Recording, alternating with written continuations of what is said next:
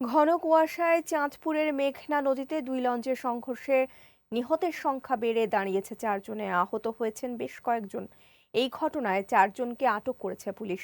দুর্ঘটনার কারণ অনুসন্ধানে সংশ্লিষ্ট কর্তৃপক্ষ কাজ করছে বলে জানায় নৌপুলিশ। এদিকে 8 সদস্যের তদন্ত কমিটি গঠন ও নিহতদের দাফনের জন্য 1.5 লাখ টাকা করে দেবে মন্ত্রণালয়।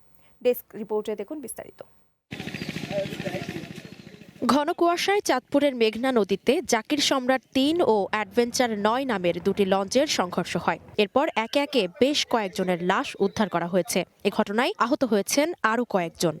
নদীতে প্রচন্ড ঢেউ আছে, এই আবহাওয়ার কারণে যার জন্য আমাদের দুর্বৃত্ত হয় এবং দুর্ঘটনা ঘটে। কুয়াশা থাকে, কুয়াশায় প্রায় দেখা যায় লঞ্চ আটকা যায়। এর পাশাপাশি অন্য লঞ্চের সাথে বা নৌকার সাথে দুর্ঘটনা ঘটে থাকে। ঘন কুয়াশায় বিভিন্ন রকমের দুর্ঘটনার সমস্যা হয়, যেমন দেখতে পাওয়া যায় না, তখন আমরা ওই রাডার জিপিএস এর সহযোগিতায় চলি। নৌপুলিশ ও বিআইডব্লিউটিএ জানায়, ভোলার ঘোষেরহাট থেকে ছেড়ে আসা ঢাকা অভিমুখী এমভি জাকির সম্রাট 3 লঞ্চটি হাইমচর এলাকা অতিক্রম করছিল। এ সময় ঘন কুয়াশা থাকায় ঢাকা থেকে ছেড়ে যাওয়া বরিশালগামী এমভি অ্যাডভেঞ্চার 9 লঞ্চটির সাথে সংঘর্ষে বেশ কয়েকজন হতাহত হয়। আহতদের উদ্ধার করে নিকটবর্তী চিকিৎসা কেন্দ্রে পাঠানো হয়েছে বলে জানিয়েছেন নৌপুলিশ।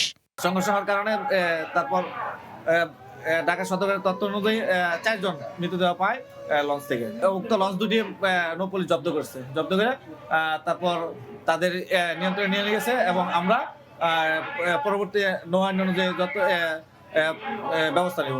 এ ঘটনায় কয়েকজনকে আটক করেছে পুলিশ। এছাড়া ঘটনা তদন্তে কমিটি গঠন করা হয়েছে।